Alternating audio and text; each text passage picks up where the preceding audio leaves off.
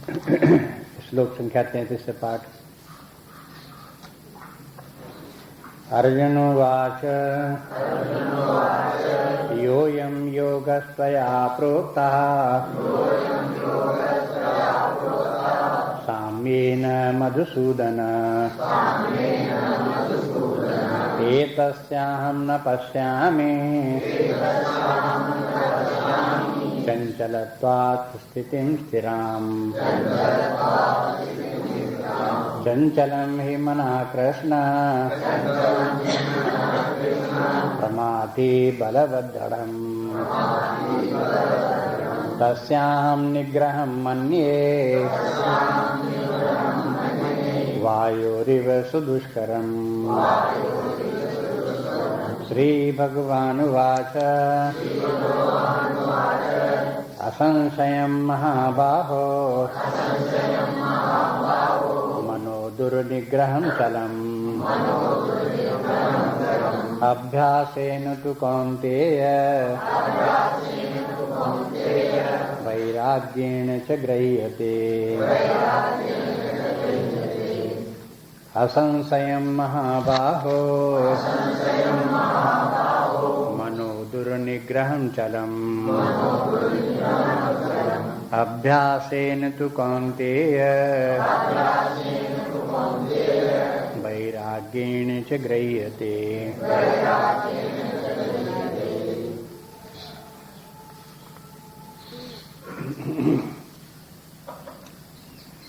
संपूर्ण अध्याय में आपने देखा होगा बार बार बात आती रही मन के संयम की। सब तरफ से मन को हटा करके आत्मा में, परमात्मा में लगाओ और उसी में सतत लगा रहना चाहिए। जितनी देर ध्यान में बैठे उतनी देर तक मन स्थायी रूप से आत्मा में ही टिका रहे, इधर उधर न जाए। साधना काल में जब इधर उधर जाता है तो सब तरफ समेट करके फिर अपने आत्मा में ही लगाओ। तो इस तरह से अभ्यास करते करते कालांतर में फिर चित्त आत्मा में, परमात्मा में स्थित हो जाता है। जब स्थित हो जाएगा तब उसका फल देखने में आएगा। फिर सर्वज्ञता आ जाती है, सर्वात्म भाव आ जाता है, फिर आत्मा के आनंद की अनुभूति होती है। ये फल जो है वो जब चित्त आत्मा में स्थिर हो जाता है तब उसका आनंद देखने में आता है। इसलिए सब साधना का दारोमदार मन के निग्रह पर है। इसलिए अर्जुन ने ये पूछा कि यह साधना जो आपने बताई ये तो बिना मनोनिग्रह के तो होगी नहीं, लेकिन मन तो बहुत चंचल है। चंचल के साथ साथ वो प्रमथन स्वभाव का है, और प्रमथन स्वभाव का भी सो भी ऐसा कमजोर नहीं कि जब उसको रोक दिया तो रुक जाए। बलभद्रम बड़ा बलवान भी है, उसको रोक करके रखना, निरुद्ध करके रखना ये आसान बात नहीं है। तो इसको क्या किया जाए, किस प्रकार से इसका जो है योग सिद्ध हो, तो फिर उसका उत्तर भगवान देते हैं। पहली बात तो ये कहते हैं कि देखो अर्जुन, तुम जो कहते हो वो बात बिल्कुल ठीक है। असंशयम महाबाहो असंशयम, इसमें संशय नहीं। मना दुर्निग्रहम चलन, कि मन दुर्निग्रह है, इसको बस में करना मुश्किल है। चंचलम, चंचल भी है। जैसा चंचल तुम बताते हो वैसा चंचल है ही है। और बलवद्दृढ़म जैसे बताते हो इस प्रकार से दुर्निग्रहम, इसलिए ये दुर्निग्रह भी है। तुम्हारी जितनी बात है वो बात सही है, लेकिन ऐसा नहीं कि ऐसा है तो ऐसा ही रहेगा। हाँ, ये बात मत समझ। हर कोई कहे ये तो हमारा मन चंचल है, ये मेरा स्वभाव है, और चूंकि स्वभाव है, प्रकृति है, ये सदा ऐसी ही रहेगी, तो ऐसे नहीं है। बार बार आप ध्यान दो कि यदि व्यक्ति की प्रकृति यथावत रहनी हो तो फिर उसको कोई शिक्षा की आवश्यकता नहीं है, कोई शास्त्र की आवश्यकता नहीं है, कोई साधना की आवश्यकता नहीं है। आप कंपेयर कर लो किसी से, एक गाय से, एक कुत्ते से, किसी बैल से आप कंपेयर कर लो। उनको जो है वो उनकी प्रकृति दृढ़ है, उनकी प्रकृति बदलती नहीं है। इसलिए उनके लिए कोई शास्त्र भी नहीं है, उनके लिए कोई शिक्षा भी नहीं है, उनको कोई सांस्कृतिक विकास भी नहीं है, उनका कोई सांस्कृतिक इतिहास भी नहीं है। हाँ? जैसे मनुष्य का एक सांस्कृतिक इतिहास है, ऐसा किस पशु का है, किस पक्षी का है किसी का? कोई नहीं है। बात यह है कि उनकी प्रकृति जड़ है और वो जैसी प्रकृति है उसी प्रकृति से वे बंधे हुए हैं, उनको छूट रंच मात्र भी नहीं। लेकिन मनुष्य के साथ ये बात नहीं है। मनुष्य की प्रकृति तो एक तरफ है, लेकिन उस प्रकृति को बदलने की सामर्थ्य भी मनुष्य में है। ये मनुष्य की विशेषता है। मनुष्य भी अन्य प्राणियों की तरह से एक प्राणी है, लेकिन यह प्राणी ऐसा है, बुद्धिमान प्राणी, कि अपनी प्रकृति को बदल सकता है। इसलिए जो व्यक्ति ये कहता है मेरी प्रकृति बदल नहीं सकती, वो अपने आप को मनुष्य स्तर से नीचे गिरा करके पशु स्तर पर ला करके डाल देते हैं कि मैं भी अन्य पशुओं की तरह एक पशु हूं, जैसे अन्य पशुओं की प्रकृति नहीं बदल सकती, इसलिए मेरी भी नहीं बदल सकती। इस प्रकार से अपने साथ अपघात नहीं करना चाहिए। नात्मानम अवसादयेत। इसी अध्याय में भगवान ने कहा कि भाई इस प्रकार से अपने आप को पशु के स्तर पर मत डालो, उठाओ अपने आप को ऊपर। उद्धरेत आत्मनात्मानम, अपने आप अपना उद्धार करो। तो इसके मैंने सब बातों को सोचने से क्या निर्णय निकला कि एक प्रकार से भगवान उत्साहित करते हैं, कहते हैं कि भले ही हम सब में प्रकृति की दुर्बलताएं हों, अपने आप समस्याएं हों, लेकिन उनको सबका सुधार किया जा सकता है और सुधार करो। इसीलिए शिक्षा है, इसीलिए शास्त्र हैं। बचपन से ही मनुष्य जीवन में आप देखते हो, बचपन से ही माता पिता शिक्षा देने लगते हैं। अन्य किसी प्राणी को देखो, बचपन से इस प्रकार से शिक्षा कहीं चलती है? कहीं किसी प्राणी को शिक्षा नहीं है, कोई शिक्षा देने का कोई ट्रेडिशन नहीं। कहीं विद्यालय और प्राणियों के गाय बैल बकरी कौवे चील किसी के जो है विद्यालय नहीं, न महाविद्यालय न विद्यालय, न कहीं पढ़ाई न भाषा, न उनके लिए कहीं इतिहास, न कहीं अनुसंधान न खोज।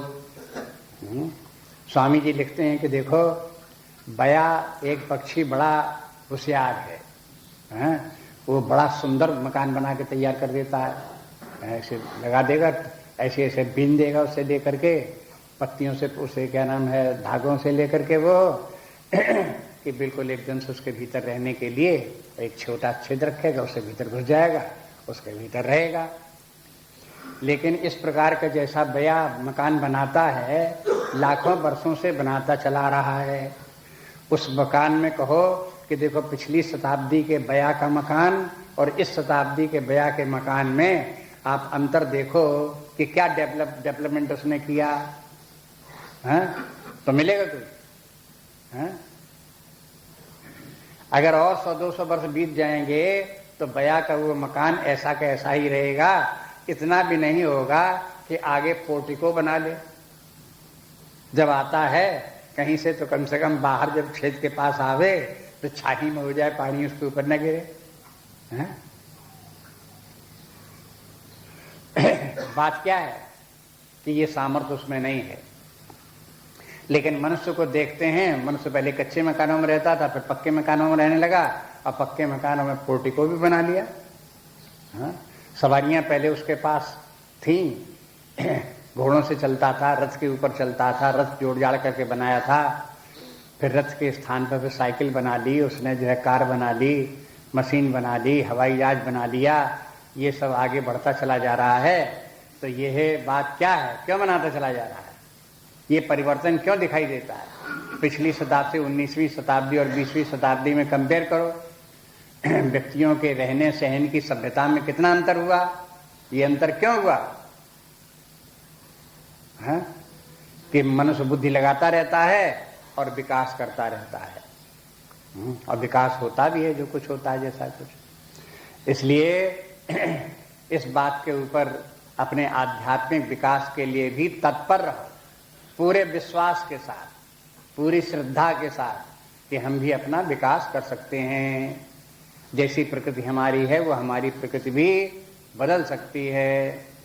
और बदल करके अब कैसा बनना है, आगे जो लोग बढ़े हैं, जिस अवस्था तक पहुंचे हैं, उस प्रकार की स्थिति हमको भी प्राप्त हो जाए। जैसे उन्होंने प्राप्त की है वही साधना हम भी करें, उसी प्रकार से हम बन जाएं। तो अब बस अब भगवान 2 मंत्र बताते हैं। कहते देखो इस दुर्निग्रह मन को स्थिर करने के लिए, स्थापित करने के लिए, निग्रहित करने के लिए 2 बातें ध्यान में रखो। एक तो अभ्यास और दूसरा वैराग्य। अभ्यास है न तो कौन्तेय तू वन किंतु, किंतु चाहे जितना मन चंचल हो, किंतु हे कौन्तेय अभ्यास के द्वारा गृह्यते, अभ्यास के द्वारा ये निग्रहित हो जाता है। दूसरी बात वैराग्येण च गृह्यते, और वैराग्य से भी गृहीत हो जाता है। बस ये जो लोग अपने मन के चंचलता के ऊपर कभी विचार किया होगा, गीता देखा होगा, उनको ये श्लोक खूब पता है। बोलते भी रहते हैं कि मन के निग्रह के लिए भगवान ने 2 उपाय बताए हैं, वैराग्य बताया है और अभ्यास बताया है। ये साधना काल में 2 बातें करनी पड़ती हैं, एक निषेधात्मक और दूसरी विधेयात्मक। निषेधात्मक जो विधि है मनोनिग्रह की वो है वैराग्य, और जो विधेयात्मक विधि है वो है अभ्यास। निषेधात्मक विधि वैराग्य के माने क्या है? वैराग्य की बातें तो बहुत हैं, लेकिन संक्षेप में वैराग्य का अर्थ है राग और द्वेष से निवृत्त हो जाना। क्योंकि वैराग्य शब्द राग से, बिना राग, इसलिए वैराग्य बना। लेकिन लोग बाग समझते हैं कि वैराग्य के माने राग तो न हो लेकिन द्वेष रह सकता है, कि वैदुष्य ऐसा करके कोई शब्द नहीं बना है, ये केवल वैराग्य ही बना है। तो ऐसा नहीं है। वैराग्य के माने राग और द्वेष दोनों का न होना।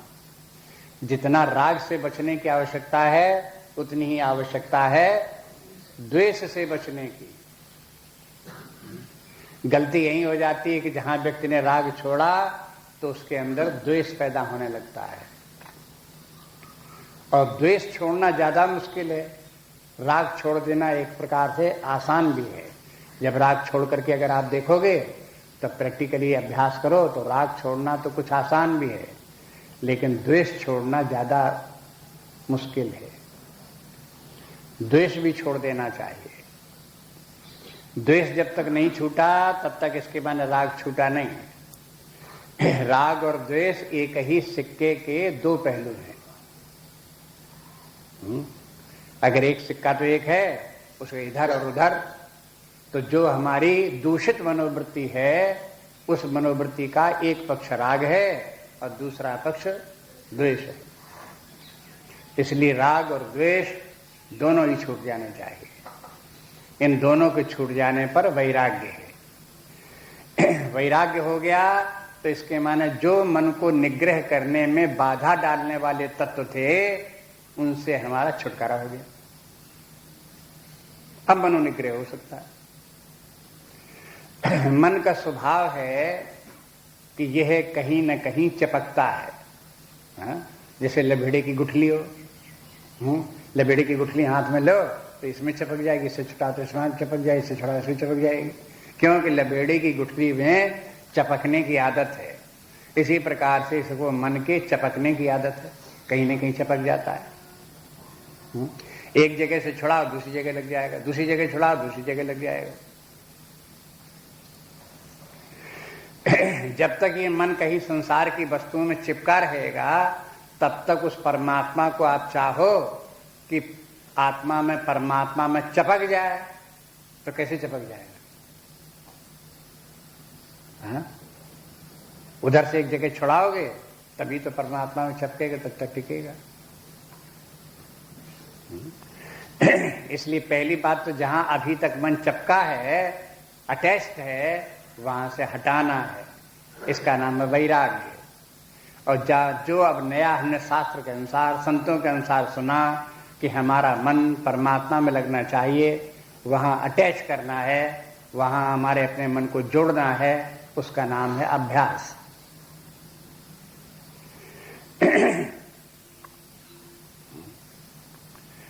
एक बार स्वामी जी से किसी ने पूछा कि भाई वेदांत सिद्धांत और भारतीय दर्शन का सार तत्व मुख्य शिक्षा क्या है? तो कहा मुख्य शिक्षा तो बहुत छोटी सी है, बस detach and attach, that is sufficient to tell you. इसमें हिंदू दर्शन में केवल दो ही काम करने पड़ते हैं, डिटैच करते रहो और अटैच करते रहो। जहाँ को लोअर वैल्यूज हैं वहां से डिटैच करते रहो और जो हायर वैल्यूज हैं उसमें अटैच होते रहो, बस और कुछ नहीं करना आपको। हिंदू धर्म की शिक्षा दूसरी कुछ नहीं है। अगर आप लोअर वैल्यूज से डिटैच नहीं हुए, हायर वैल्यूज में अटैच नहीं हुए, तो हिंदू धर्म ही नहीं आप जानते हो। आपने कहा हम जैसे हैं जहां चिपके यहीं चिपके रहेंगे, तो आप हिंदू नहीं हो।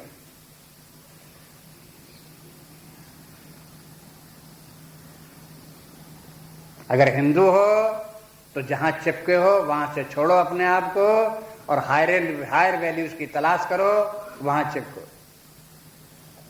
और फिर जहां फिर चिपक गए तो उसके बाद फिर वहां से भी अपने आप को छुड़ाओ और हायर वैल्यूज में चिपको।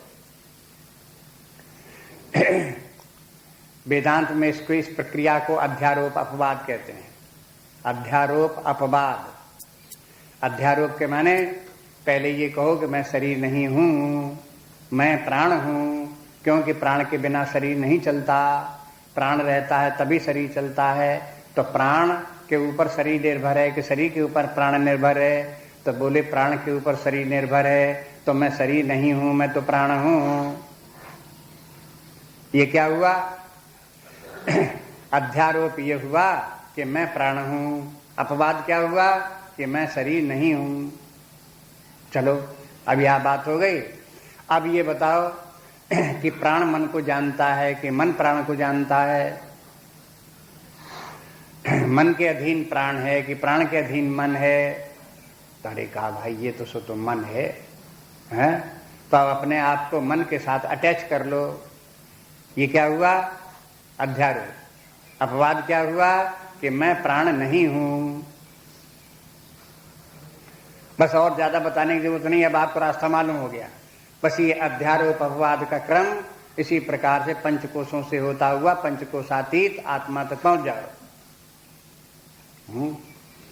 तो इसमें जो हमें अपवाद करना पड़ता है, डिटैचमेंट करना पड़ता है, उसका नाम है वैराग्य।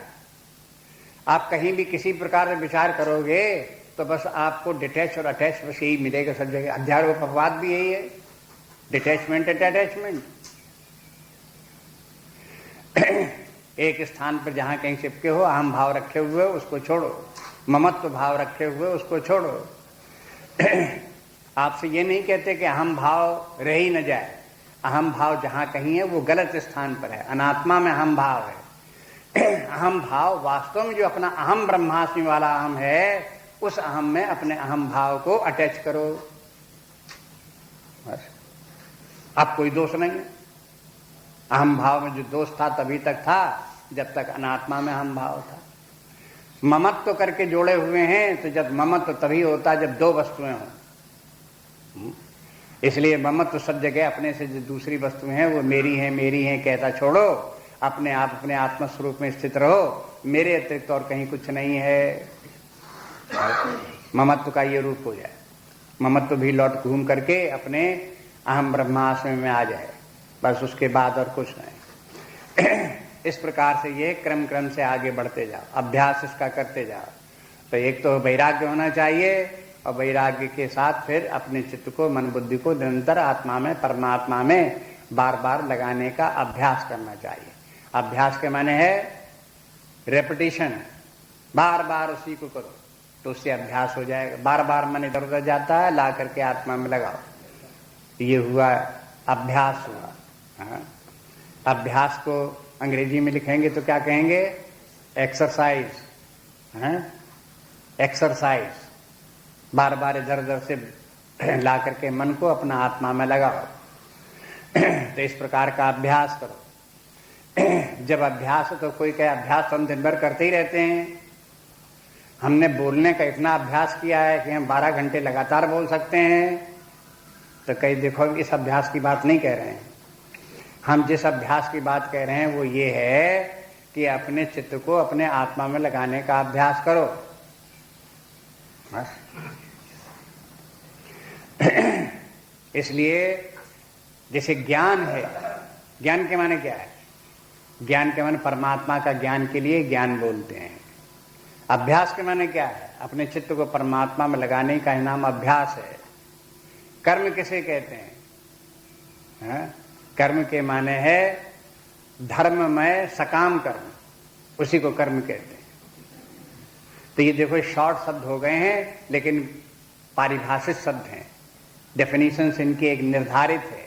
ऐसे नहीं है कि वैसे तो आपको लगता है कि कर्म जनरल बात है, चाहे जिस बात को कर्म कह दो, लेकिन अशुभ कर्म कर्म नहीं है, वो विकर्म है। केवल शुभ कर्म जो है वो अपने कर्तव्य कर्म है, केवल वही कर्तव्य कर्म है। लेकिन वो कर्तव्य कर्म जब तक सकाम है तब तक कर्म है, और जहां सकाम कर्म में सकामता छूट गई, तब वही जो कर्म था वो अकर्म हो गया।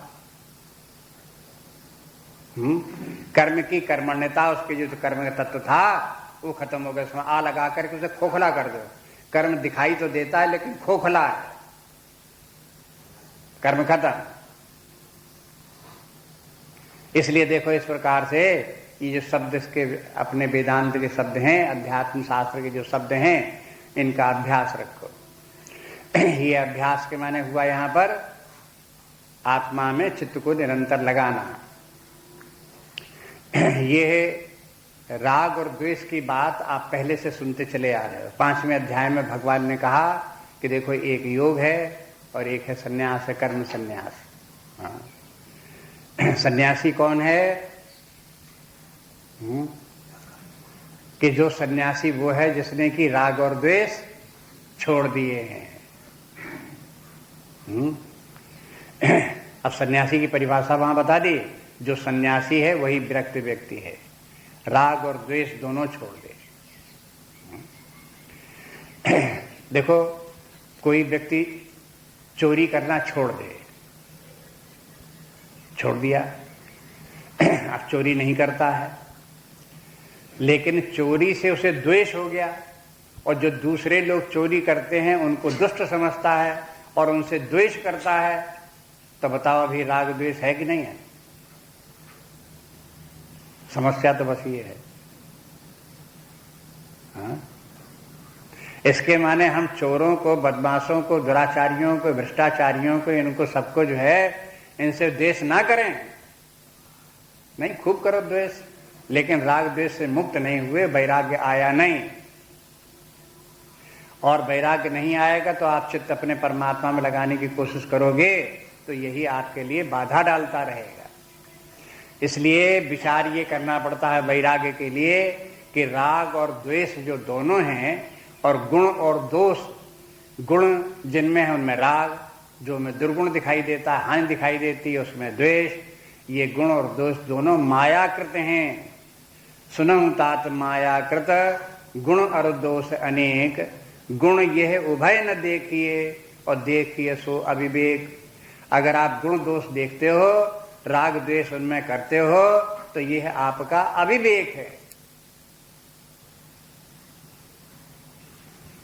बस अब आप देखोगे कि आप सारी गीता पढ़ जाओ और सारी बातें जान जाओ, लेकिन कहीं ना कहीं अटके रह जाओगे,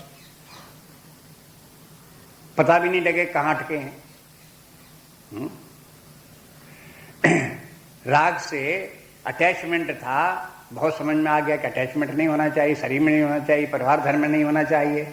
अटैचमेंट छूट गया, लेकिन द्वेष बना रहा। आपको पता भी नहीं चला कि द्वेष अभी बना हुआ है, और अपने मन बुद्धि उसी द्वेष में अटके हुए। जहां कहीं इस ऐसे प्रकार के लोगों की बात आती है, दुराचारियों, भ्रष्टाचारियों की, दोषी लोगों की, तो कहते हैं हमारा खून खौलने लगता है, जलजला जाता हूं मैं। ये क्या है?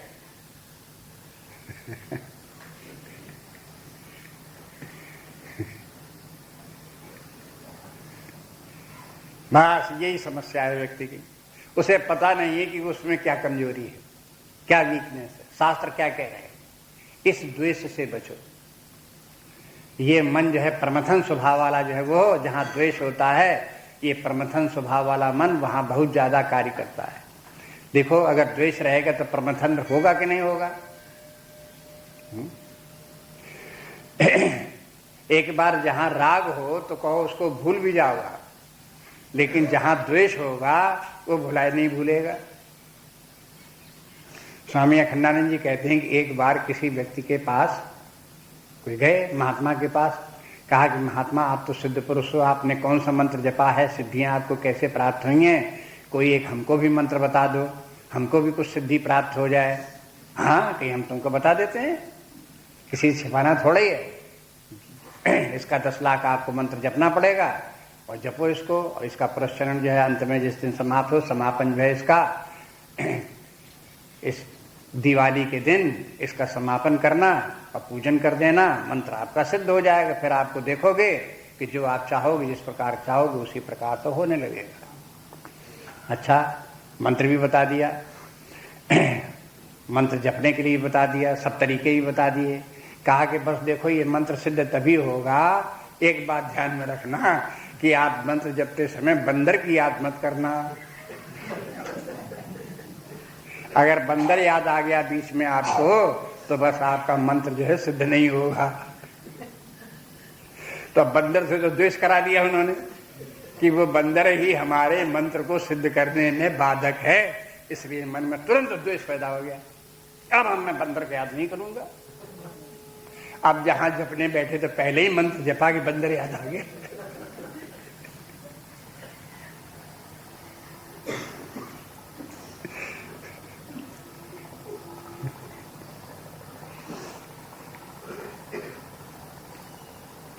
तो मंत्र सिद्ध हुआ उनका। बस ये समस्या है कि ध्यान करने बैठो भगवान का, लेकिन द्वेष नहीं होना चाहिए, और जिससे द्वेष होगा वो पहले आ जाएगा। परमात्मा सर्वव्यापी होते हुए भी लुप्त हो जाएगा, लेकिन वो शत्रु जिसका कि हम जिससे कि द्वेष करते हैं वो बार बार चक्कर काटने लगेगा भीतर, वो पिंड नहीं छोड़ेगा। कभी कभी लोग बाग ऐसे शत्रुओं की गर्दन भी काट देते हैं और जमीन में गाड़ भी देते हैं, तो भी वो मरा हुआ भी उसके अंदर वो घूमता रहता है, भूत बना हुआ उनके सिर पर सवार रहता है और दिन रात सोते जागते याद आता रहता है।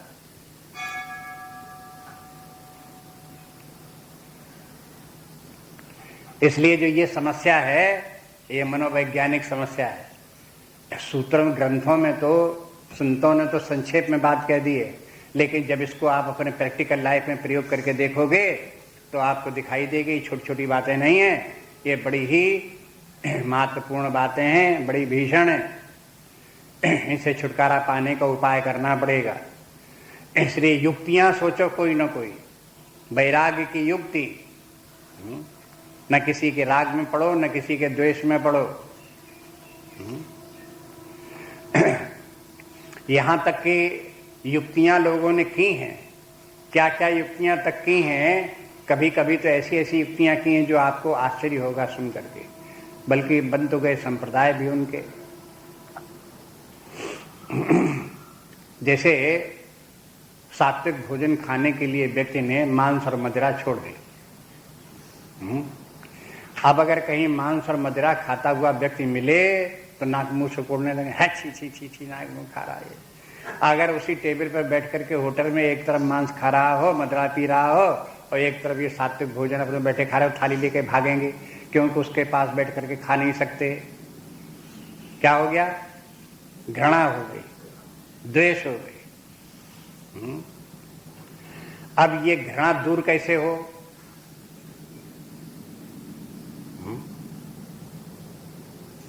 इसके लोगों ने ये किया कि भाई चलो घृणा तब दूर होगी जब हम भी मांस खा लें, दूसरा खाता थोड़ा हम भी खा लें, दूसरा पीता थोड़ा हम भी पी लें, लेकिन रोज न पिएं, रोज न खाएं, एक बार खा लें। मन में ये जो लगा हुआ है कि मांस बहुत खराब चीज है, ये मन से निकल जाना चाहिए। ये जो मदिरा जो है ये बहुत खराब है, ये हमारे मन से निकल जाना चाहिए। इसके प्रति द्वेष भाव समाप्त हो जाना चाहिए। तो ये जो तंत्र विद्या है उसमें इसका प्रयोग करते हैं। तंत्र विद्या इसीलिए है जिससे कि राग के साथ साथ द्वेष भी समाप्त हो जाए। लेकिन दूसरे लोग जो हैं, जो इस तंत्र विद्या के रहस्य को नहीं जानते, वो तांत्रिकों को देख देख करके चढ़ते हैं।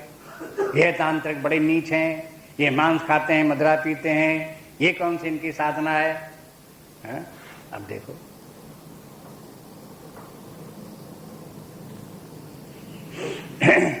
इसलिए जो है ये है, आपको जो युक्ति अच्छी लगे उस युक्ति को अपनाओ, लेकिन आपको चाहे ये मांस मदिरा, चोरी डाका, भला बुरा, झूठ बोलना दूसरा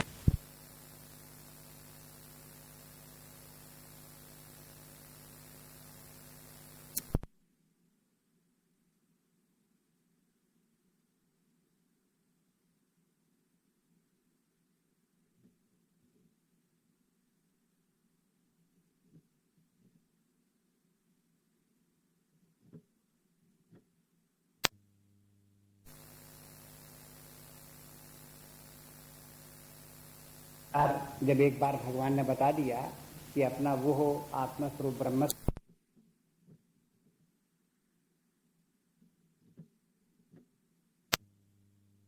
जिसकी हमारी ही माया शक्ति के द्वारा आकाश की उत्पत्ति हुई, मेरी ही माया शक्ति के द्वारा वायु की उत्पत्ति हुई, समग्र वायु की, थोड़ी सी वायु नहीं, मेरे ही समग्र वायु जितनी है मेरी ही माया के द्वारा उत्पत्ति हुई, अग्नि की उत्पत्ति मेरे ही द्वारा हुई, जल की उत्पत्ति मेरे ही द्वारा हुई, पृथ्वी की उत्पत्ति मेरे ही द्वारा हुई। इन पंच महाभूतों से मिल करके जितने पेड़ पौधे, पक्षी, पशु, मनुष्य आदि जितने शरीर हैं वो सब मेरी ही माया के बने हुए हैं। इनमें सब में जिनकी की चेतना प्रतिबिंबित हो रही है वो सब मेरी ही चेतना सबके अंदर विद्यमान है। इसमें जितने चोर डाकू हैं सब मेरे ही स्वरूप हैं, जितने भले बुरे हैं सब मेरे ही स्वरूप हैं। इनमें सब में कहीं भी कोई भी मेरे परिधि के बाहर कोई भी नहीं है, सब मेरे अंदर। और ये सब के सब एज ए होल करके देखो तो सब सुंदर है। एक एक करके देखो तो ये खराब ये अच्छा, ये खराब ये अच्छा, लेकिन एज ए होल करके देखो तो सब परमात्मा स्वरूप और सब सुंदर। एक आप कहीं चित्र देखने जाओ, टीवी में देखो, उसमें कहीं कोई कहानी आती है, उस कहानी में कुछ अच्छे आदमी होंगे, कुछ बुरे आदमी होंगे, एक विलेन भी होगा, एक हीरो भी होगा। ये सब के सब अपनी अपनी एक्टिंग करेंगे। हीरो के साथ आपका राग हो जाएगा, विलेन के साथ आपका द्वेष हो जाएगा, है? ये सब होता रहेगा। लेकिन जब पिक्चर खत्म हो जाएगी तो पूछे कैसी रही? कि बहुत अच्छी रही। अरे साहब, जब विलेन उसमें रहा था, चोर था, इतने लोगों को मार डाला, इतना कर दिया, तो पिक्चर तो खराब हो गई। नहीं, पिक्चर बहुत अच्छी है। ऐसे ही जगत में चोर भी हैं, डाकू भी हैं, बदमाश भी, दुराचारी, भ्रष्टाचारी सब हैं, और सब अपने स्वरूप हैं। एज ए होल करके सारा जगत बहुत सुंदर, बहुत बढ़िया है। न कहीं इसमें हमारा राग और न कहीं हमारा इसमें द्वेष। राग द्वेष क्यों नहीं? कि सुनौतात मायाकृत, क्योंकि ये सबकी मायाकृत है। अगर कहीं बहुत अच्छे भी लोग हैं तो भी मायाकृत हैं, अगर बहुत बुरे लोग भी हैं तो भी उसी माया के द्वारा रचे हुए भी वो भी मायाकृत हैं। तो देखो, इस प्रकार से विचार करते करते करते करते अपनी बुद्धि को शांत करो। जो बुद्धि उलझती रहती है, अशांत होती रहती है, व्यग्र होती रहती है, प्रमथन होता रहता है, इस प्रमथन से बचने का उपाय ढूंढो। आपको जिस प्रकार से संतोष हो उस प्रकार से ढूंढो, किसी न किसी प्रकार से वैराग्य लाओ।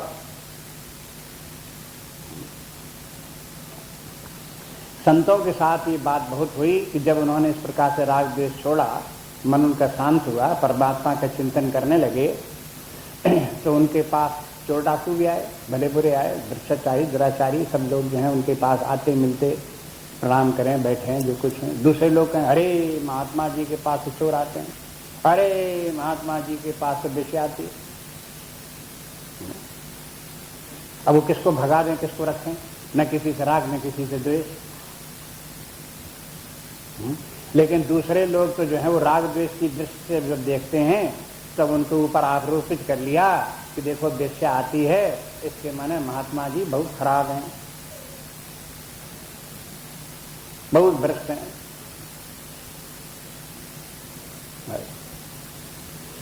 ये समस्या सदा से होती आई। साधारण व्यक्ति जिन्होंने शास्त्रों को नहीं देखा, अध्यात्म विद्या के रहस्य को नहीं समझा, वे लोग इस प्रकार का आरोपण करते रहते हैं।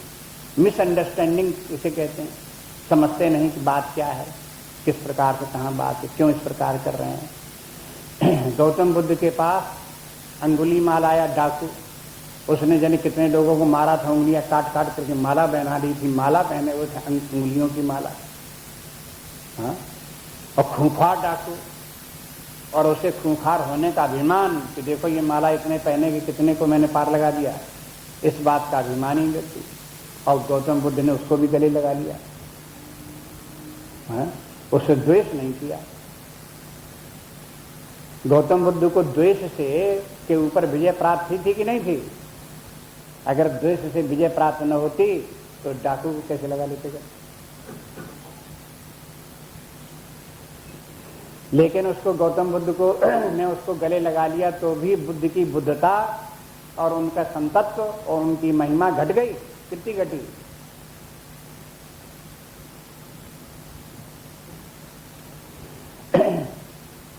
अंतिम स्थिति सबके लिए वही है, चाहे गौतम बुद्ध हो और चाहे रामकृष्ण परमहंस हो, चाहे विवेकानंद हो, स्वामी चिन्मयानंद जी महाराज हो, और चाहे और कोई दुनिया में हो। उस स्थिति को प्राप्त करने पर व्यक्ति को, हर व्यक्ति की स्थिति यही होनी है, उसे राग द्वेष से छूटना है, समस्त विश्व को अपना स्वरूप ही करके देखना है, तब उसका मन शांत होगा। एक और अपना चित्त परमात्मा में लगा रहे, हम परमात्मा स्वरूप ही हैं, सारा जगत अपना ही स्वरूप मायाकृत है, और इसमें कहीं भी किसी वस्तु विशेष में अटैचमेंट की जरूरत नहीं, न उसमें राग रखने की जरूरत है, न कोई द्वेष रखने की जरूरत है। आपको जैसे पिक्चर का उदाहरण दिखा दिए बताया, तो उसमें वो ऐसे होल करके पिक्चर अच्छी क्यों लगी आपको? हाँ? उसमें ये कि उसने आपको ऐसे होल करके आपने देखी। इसको साइकोलॉजी में, पश्चिमी साइकोलॉजी में कहते हैं गेस्टाल्ट व्यू। गेस्टाल्ट एक शब्द है, गेस्टाल्ट एक साइकोलॉजिस्ट हो गया है, उसने ये कॉन्सेप्ट दिया, gestalt view of life, gestalt view of Cosmos. तो जब गेस्टाल्ट व्यू आपके सामने आएगा, उसी के नाम से ये व्यू प्रसिद्ध हो गया, माने होल, गेस्टाल्ट के माने हो गया फिर होल। जब समग्र को आप एक साथ देखोगे तो आपके मन में राग द्वेष नहीं होगा, फिर आपके जो है ये समस्याएं जो मानसिक उत्पन्न होती हैं वो फिर सब उत्पन्न नहीं होंगी। इसलिए वेदांत आपको समग्र दृष्टि देता है, पूर्णता प्रदान करता है। इस प्रकार से आप राग द्वेष और ये जो है वो अभ्यास के रहस्य को आप समझे। अगला श्लोक देखिए। असंयतात्मना योगो दुष्प्रापैति मे मतिः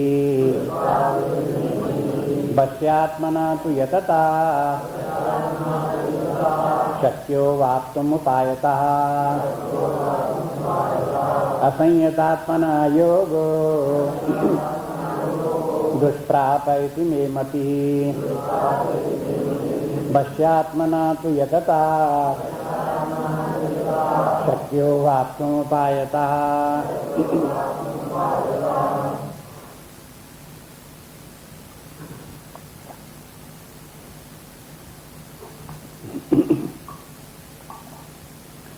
असंयतात्मना योगो, ये योग की साधना अगर कोई करता है लेकिन असंयतात्मा में संयत नहीं है, माने वो अपने मन को सत्तर से हटा करके परमात्मा में लगाने के लिए सामर्थ्यवान नहीं है, तो असंयत चित्त वाला व्यक्ति है।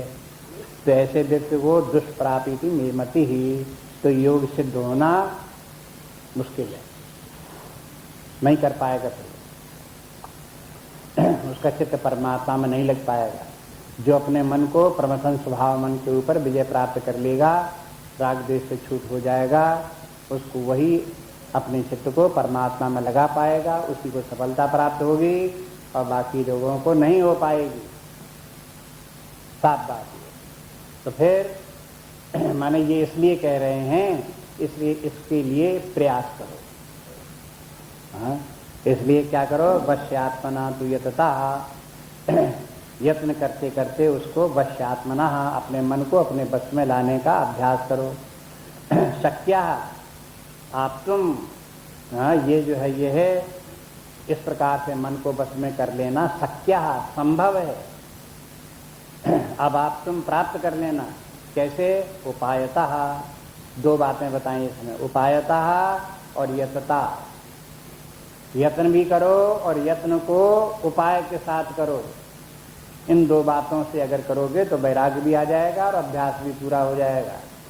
लेकिन जो यत्न नहीं करेगा, एफर्ट नहीं करेगा, वो जहां का तहां रहेगा, अपने आप कुछ नहीं हो जाएगा। इसलिए एफर्ट करना पड़ेगा, साधना करनी ही पड़ती है। जो साधना बने वो करो, चाहे धर्म पालन करो, चाहे पूजा करो, चाहे जप करो, चाहे स्वाध्याय करो, चाहे कुछ भी करो, आपको कोई न कोई साधना उसके लिए जो आपको समझ में आवे वो साधना आपको करनी ही पड़ेगी, यत्न करना ही पड़ेगा। और उपाय भी सोचना पड़ेगा कि हमें आखिरकार सब साधना करके इस मन को राग द्वेष से छुटकारा पा करके शांत बनाना है, एकाग्र बनाना है, परमात्मा में लगाना है। कभी कभी लोग ये समझते हैं कि परमात्मा को एकाग्र करके मन को परमात्मा लगा दो, तो बस जब ध्यान में बैठो तब मन एकाग्र कर लो, परमात्मा में लगा दो। और फिर वहां ये होता नहीं है। तो इसमें बात ये क्या है, बात समझ में आ जानी चाहिए कि मन को एकाग्र करके परमात्मा में लगाने के लिए मन को एकाग्र सदा रखने का अभ्यास करना पड़ेगा। 24 घंटे जब मन एकाग्र रहेगा, राग द्वेष रहेगा, तब वो ध्यान के समय परमात्मा में लग सकेगा।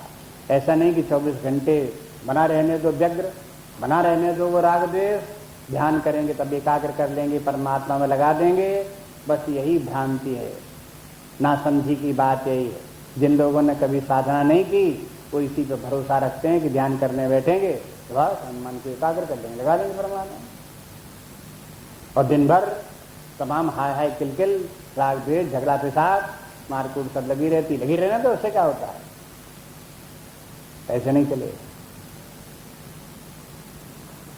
इसलिए व्यक्ति को 24 घंटे यत्न करना पड़ता है, 24 घंटे उपाय करने पड़ते हैं। बराबर अपने जीवन को, इस लाइफ स्टाइल को ही बदल करके रखना पड़ता है इस प्रकार के कि सब कार्य व्यापार करते हुए भी मन को सदा शांत रखो, अनुकूल प्रतिकूल परिस्थितियों में शांत रखो, भलाई बुराई में सब जगह मन को व्यग्र न होने दो, शांत रखो, इसको डावाडोल न होने दो। अब ये सब जब कोई व्यक्ति निष्काम कर्म योग करता है तब भी उसको यही करना पड़ता है। जब कोई व्यक्ति धर्म से अधर्म के क्षेत्र में आता है तो राग द्वेष छोड़ना पड़ता है। धर्म का पालन करते हुए अगर किसी व्यक्ति को निष्काम कर्म योग करना पड़ता है, इनकी कामना छोड़नी पड़ती है, तो कामना इनकी तभी छूटती जब राग द्वेष छूटता है। आप तीसरे अध्याय में देखो, भगवान कहते हैं, तीसरे अध्याय में निष्काम कर्म योग का वर्णन भगवान ने किया और कहा कि देखो अपने निष्काम कर्म योग तभी होगा जब इंद्रिय निग्रह मनोनिग्रह करोगे। तो मनोनिग्रह इंद्रिय निग्रह कैसे होगा? इंद्रिय से इंद्रियस्यार्थे राग द्वेष व्यवस्थित हो, यही राग द्वेष भरा पड़ा था। तयोर बसमा गच्छे। दोनों बातें भगवान ने कह दी। राग ही नहीं कि इनका विषयों का राग नहीं होना चाहिए, राग द्वेषो व्यवस्थित हो, इनमें द्वेष भी तो है। ये ठीक है, गाय का दूध मिले उसमें तो राग है, अच्छा है, लेकिन अगर खाने को मांस मिल गया तो द्वेष हो गया। बस हो गया कि नहीं हो गया? अपने मन को, टटुल को देख लो। ये राग द्वेष जो है ये रहता है व्यक्ति के मन में। पहचानो राग द्वेष। हम ज्यादा एक्सट्रीम के एग्जाम्पल इसलिए दे देते जैसे ज्यादा स्पष्ट हो जाए, खामखा दिखने लगे साफ साफ। नहीं तो लोगों को तो राग द्वेष होता है, अरहर की दाल है तो बढ़िया है और मूंग की दाल है तो खराब है। तो अरहर की दाल में तो राग है और मूंग की दाल में द्वेष है। गोभी के फूल में तो राग है, टमाटर में तो राग है, आलू से द्वेष है।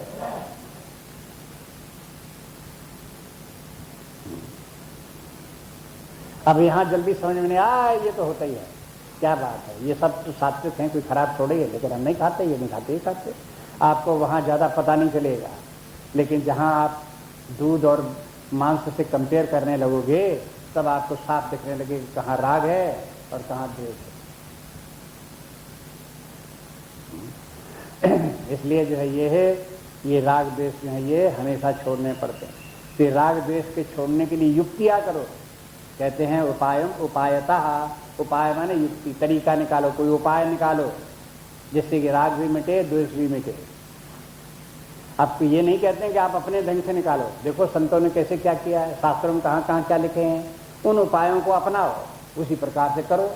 और उपाय अपना करके यततः, यत्न भी करो, और यत्न ऐसा करो राग द्वेष छूट जाए, इंद्रियों के राग द्वेष छूट जाए, मन से राग द्वेष छूट जाए, बुद्धि से राग द्वेष छूट जाए, इनसे राग द्वेष शिथिल हों, धीरे धीरे समाप्त हो, और फिर जब भी समाप्त हो तब मन बस में होगा। और ऐसे मन को जब आप अपने चित्त को परमात्मा में लगाओगे तो लगेगा। अब आप देखिए आगे, अर्जुन ने कहा बात आपने ठीक कही, लेकिन अभी हमारा एक प्रश्न और। चलो भाई, दूसरा प्रश्न है तो वो भी पूछ लो, कैसा है। पिछले प्रश्न अर्जुन ने जो प्रश्न किया उसमें शास्त्रकार ने ये बताया कि उत्तर कैसे देना चाहिए। आगे प्रश्न किया जा रहा है, उसमें ये शास्त्रकार बताना चाहता है कि प्रश्न कैसे करना चाहिए। और प्रश्न तो अपने स्थान पे है ही है, उसका तो अपना महत्व है ही है। माने शास्त्रकार जो है वो हो कितनी बातों को ध्यान में रख करके शास्त्र को लिखता है, एक ही बात तो नहीं। प्रश्न जो है वो तो अपने स्थान पर महत्वपूर्ण है ही, उत्तर अपने स्थान में महत्वपूर्ण है ही है, लेकिन एक बात उसके पीछे ये भी ध्यान में रखी जाती है कि प्रश्न कैसे करना चाहिए ये भी लोगों को समझ में आ जाए, उत्तर कैसे दिया जाता है ये भी समझ में आ जाए। पिछला भी ये जो उत्तर भगवान ने दिया उसमें जो पहले बोला असंशयम महाबाहो मनो दुर्निग्रहम चलम, अर्जुन से कह दिया कि देखो मन चंचल है, तुम ठीक कहते हो।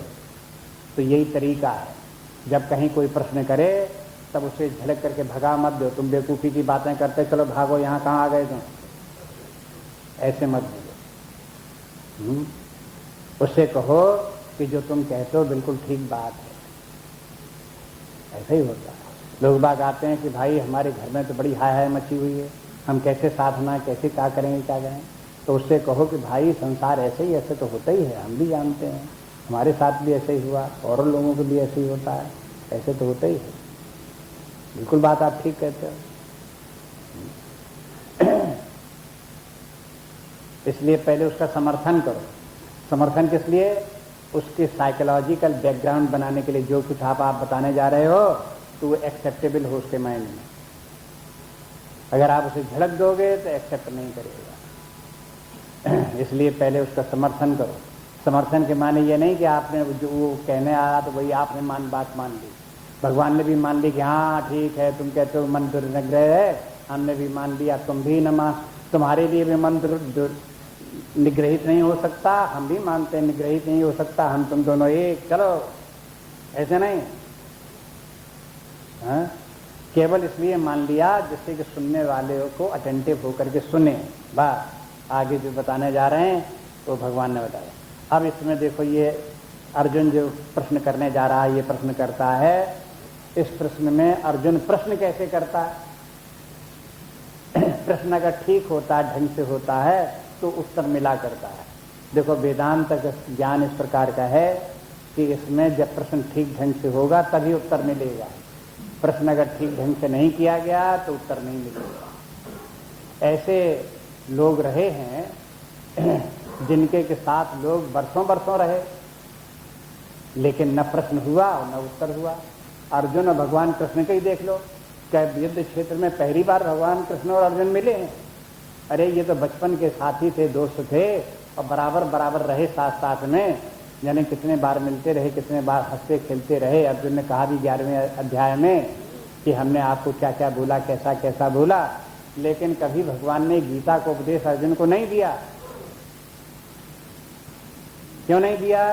क्योंकि अर्जुन के सामने कोई प्रश्न नहीं था, नहीं भी बोले। रमण महर्षि के पास जाकर के बैठते थे लोग बाग, गए भगवान रमण महर्षि के दर्शन किए, बैठ गए। बैठ गए तो रमण महर्षि भी चुपचाप बैठे रहे, बैठे बैठे आधा घंटा हो गया, घंटा भर हो गया, वो भी चुप बैठे रहे, वो भी चुप बैठे रहे। अगर प्रश्न नहीं करता है कोई तो रमण महर्षि अपने आप थोड़े बोलने लगे, यहां तक भी नहीं करेंगे भाई तुम कौन हो, कहां से आए हो, ये भी नहीं पूछेंगे, बैठे चुपचाप। इसलिए जब प्रश्न किया किसी ने तब उन्होंने उत्तर भी दिए, उत्तर भी तमाम उनके छपे हुए, प्रश्नोत्तर की तमाम पुस्तकें उनकी छपी हुई हैं, उत्तर दिए ही हैं दिए, लेकिन उत्तर तभी दिए जब प्रश्न किया किसी, नहीं प्रश्न किया तो खामखा उत्तर नहीं दिया, चुप बैठे रहे। और अगर कोई प्रश्न करता है इस प्रकार से कि जो उत्तर दे उसकी परीक्षा करने के लिए प्रश्न हो रहा है तो भी उत्तर नहीं मिलेगा, उत्तर देने वाला कहते भैया ये हमें मालूम नहीं, जानते हुए भी कह देगा कि भाई हम नहीं बता सकते। अब वो कहे कि हम नहीं बता सकते तो सुनने वाला क्या लगेगा, ये जानते ही नहीं इसलिए बता नहीं सकते। वो कह रहा हम बता नहीं सकते क्योंकि तुम सुन नहीं सकते, हम तुमको नहीं बता सकते, तुम और जोड़ लो, हम बता नहीं सकते कि माने हम तुमको नहीं बता सकते, तुम्हारा प्रश्न परीक्षा के लिए है, हम परीक्षा देने को तैयार नहीं।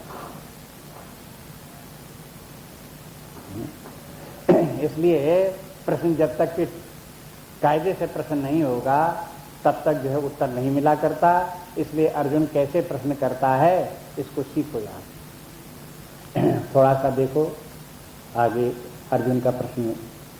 अर्जुन उवाच अयति श्रद्धयोपेतो योगाचलित मानसः अप्राप्त योग संसिद्धिं तां गतिं कृष्ण गच्छति। अयति श्रद्धयोपेतो योगाचलित मानसः अप्राप्त योग संसिद्धिं तां गतिं कृष्ण गच्छति। अब पिछले श्लोक से प्रश्न से अर्जुन को ये उत्तर मिल गया कि माने मन का निग्रह करना, उसके लिए प्रयास करना पड़ेगा। और अर्जुन को ये भी लगा कि हो सकता है कि ये साल 2 साल में न हो, 10-5 साल में न हो, ये भी हो सकता है कि एक जिंदगी लग जाए, मरने के सामने यमराज आ जाए तब भी न हो पावे। तो अब प्रश्न ये है कि अगर कहीं कोई व्यक्ति ऐसा हो कि अयति श्रद्धयोते, तो श्रद्धा तो हो, वो चाहता तो ये हो कि परमात्मा की प्राप्ति हो जाए,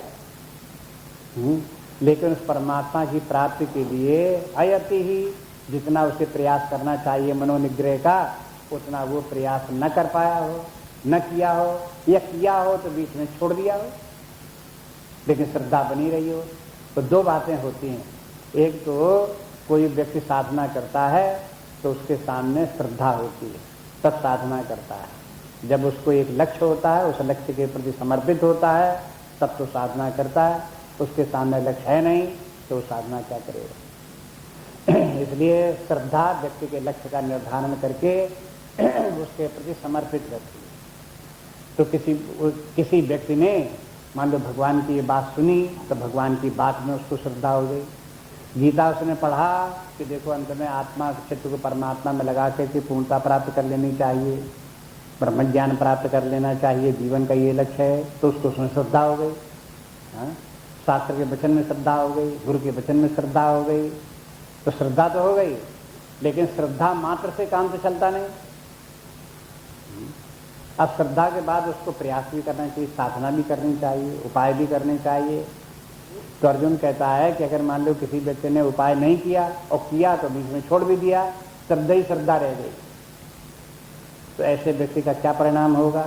योगाचलित मानसा माने योग से मनुष्य हट गया, नहीं योग साधना की, नहीं मनोनिग्रह किया, नहीं चित्त को परमात्मा में लगाया, तो ऐसे व्यक्ति क्या होगा, अप्राप्त योग संसिद्धिम। तो ये तो बात हम समझते ही हैं कि उसे योग संसिद्धि प्राप्त नहीं होगी, माने योग का जो फल होना चाहिए वो फल उसे प्राप्त नहीं होगा। तो ये केवल श्रद्धा से तो प्राप्त नहीं हो जाएगा फल। इसलिए अर्जुन के प्रश्न में ही एक शिक्षा भी है, जो अर्जुन स्वीकार करता है उतनी बात तो हमको भी समझनी चाहिए कि उसको परमात्मा के प्राप्त करने के लिए शास्त्र और गुरु के वचन में श्रद्धा भी होनी चाहिए, परमात्मा को प्राप्त के दृढ़ निश्चय होना चाहिए, संकल्प उसी के लिए होना चाहिए, उसी के लिए हमको समर्पित होना चाहिए, एक बात। और दूसरी बात, उसी के लिए फिर हमें यथाविधि साधना करनी चाहिए। हम जिस स्तर पर जहाँ कहीं हो उस स्तर पर साधना करनी चाहिए। अब प्रश्न ये है कि यदि साधना हमारी पूरी नहीं होती तो क्या होगा? अब ये प्रश्न आया कहाँ से? वो अगले श्लोक में बताते हैं। ये प्रश्न इसलिए आया कि कहीं क्या नहीं होगा। मान लो कोई व्यक्ति भौतिकवादी है, इंद्रिय भोगों में लिप्त है, सांसारिक सुख समझ रहा है कि हम सांसारिक सुखों में सुख तो हमें ये प्राप्त ही है, लेकिन वो सांसारिक सुखों को उसने मान लिया तुच्छ, उधर से हो गया विरक्त, परमात्मा में हो गया अनुरक्त, परमात्मा के लिए हो गया समर्पित, तो उसका भौतिक जीवन का जो है वो तो उसने डिस्कार्ड कर दिया, उधर से तो गया।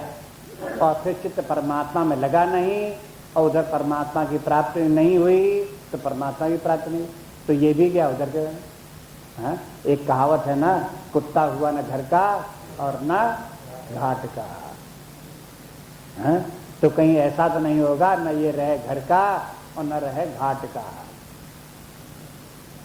क्या गति होगी, कहाँ जाएगा, क्या परिणाम होगा इसका? ये इसलिए इसको अगले श्लोक में ज्यादा स्पष्ट करेंगे। कच्चिन्नो भय विभ्रष्टः छिन्ना भ्रमेव नश्यति अप्रतिष्ठो महाबाहो विमूढ़ो ब्रह्मणा पथिः। कच्चिन्नो भय विभ्रष्टः छिन्ना भ्रमेव नश्यति अप्रतिष्ठो महाबाहो विमूढ़ो ब्रह्मणा पथिः। कश्चित उभय विभ्रष्टा, कहीं ऐसा तो नहीं होगा कि उभय माने दोनों स्थान से विभ्रष्ट हो जाए। तो दोनों स्थान क्या हैं वो आपको बता दिए। दो स्थान है, एक भौतिकवादी जीवन और एक पारमार्थिक जीवन। भौतिक जीवन छोड़ दे, पारमार्थिक जीवन प्राप्त न हो तो उभय विभ्रष्टा, दोनों हाथ दोनों तरफ से गए। विभ्रष्टा और छिन्न अभ्रम इव नश्यति, जैसे बादल, अभ्रमण बादल, जैसे आकाश में बादल दिखाई देते हैं थोड़ी देर लुप्त हो गए, क्या ऐसी दशा उसकी होगी? यहाँ नष्ट के माने है कि उसको हानि होगी, कहीं का नहीं रह जाएगा। नष्ट होने के माने ऐसे नहीं कि उसकी अस्तित्व विनाश हो जाएगा। नष्ट शब्द का प्रयोग करते रहते हैं। नष्ट का माने वो है हीन जन्म उसका होगा, दुखों में पड़ेगा, परेशानियों में पड़ेगा, क्या होगा उसका? यही उसका विनाश है। अपने शास्त्रों में जब किसी व्यक्ति के विनाश की बात कहते हैं कि देखो अगर तुम ऐसा नहीं करोगे, धर्म के मार्ग पर नहीं चलोगे तो तुम्हारा विनाश हो जाएगा, तो क्या अर्थ लगाते हैं? कि हमारा अस्तित्व पूरा व्यक्तित्व तो समाप्त हो जाएगा। विनाश के माने यही होता है कि हमें दुख होंगे, तकलीफें उठानी पड़ेंगी, जेल जाना पड़ेगा, लोग बाग हमारी निंदा करेंगे, परेशानियां उठानी पड़ेंगी, यही विनाश। तो ऐसे ही यहाँ पर भी है कि अगर भौतिक जीवन का सुख वो भी गया, परमार्थिक आनंद वो भी गया, तो फिर हम दुख ही दुख हमारे पास रह गए, कोई सुख नहीं रह गया, तो ये विनाश हो गया। दुख में जीवन फिर व्यतीत करना पड़ेगा, भौतिक सुख के बिना और पारमार्थिक सुख के बिना। कहीं ऐसा तो नहीं होगा। तो अप्रतिष्ठो महाबाहो, इस पर अप्रतिष्ठा माने जिसकी कोई प्रतिष्ठा न हो, अप्रतिष्ठा, कहीं टिके नहीं। अब वो कहीं नहीं टिक पाया। जैसे एक पैर कोई कहीं छलांग लगा के, एक नाली छलांग करने लगो और इधर का पैर तो उठा लो और उधर के पैर वहाँ नाली को उधर पड़े नहीं, तो कहाँ जाओगे? नाली भी गिरे बीच में हैं। ऐसे ही उभय विभ्रष्टा, अप्रतिष्ठा, आपको टिकाने के लिए पैर न भौतिकता में मिले न परमार्थ में मिले, आपकी दशा क्या होगी? बहुत लोग इसी लिए साधन नहीं करते, परमार्थ साधना, आध्यात्मिक साधना में इसीलिए नहीं जाते। अरे उसके चक्कर में पड़े, वो तो हमसे होगा नहीं, जो है वो भी गया। कौन वैराग्य के चक्कर में पड़े?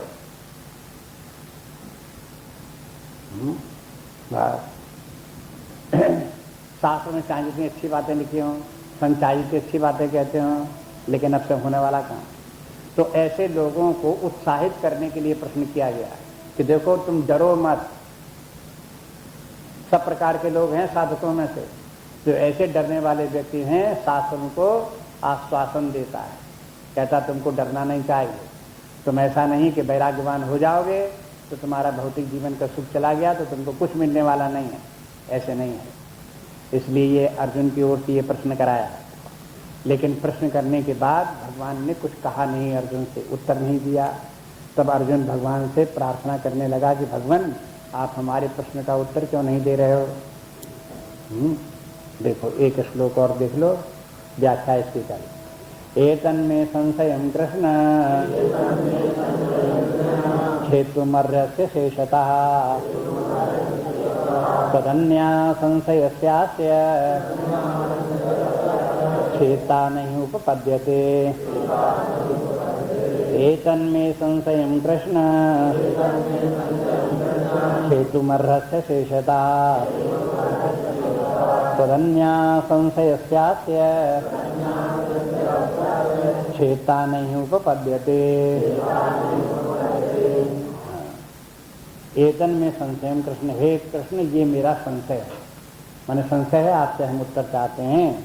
और क्षेत्रुम अर्हसि अशेषता, क्षेत्रुम अर्हस हमारे संशय का छेदन करने में आप समर्थ हो। अशेषता माने संपूर्ण छेदन करने के लिए, मेरा संशय पूर्णतः समाप्त करने में आप समर्थ हो। तदन्य संशय सत्य, इस संशय का तत् अन्य माने आपके अलावा और कोई दूसरा क्षेत्ता नहीं उपपद्यते, हमें इस संशय का समाधान करने वाला कोई दूसरा नहीं दिखाई देता। मान लो भगवान चुप रहे तो उनका कहने की बात थी कि भाई ये तो छोटी मोटी बातें हैं और किसी से पूछ लेना है, कोई हम ही से क्या इनको सबका पूछना है। अर्जुन कहता है कि भगवान और कोई नहीं, हम किसी से ये संशय का निवारण करें तो कोई दूसरा है। कहने का तात्पर्य यही है कि जब कहीं किसी से आप प्रश्न करो तो इस भावना से प्रश्न करो कि जिससे आप प्रश्न कर रहे हो उसी से आपको ये उत्तर मिलेगा, दूसरी जगह उत्तर मिलने वाला नहीं है। ये प्रश्न करने का तरीका, भले ही दुनिया में हजारों लोग हों जो प्रश्न का उत्तर दे सकते हो, लेकिन हजारों में तो आप किसी से जाकर पूछ लो, हमेशा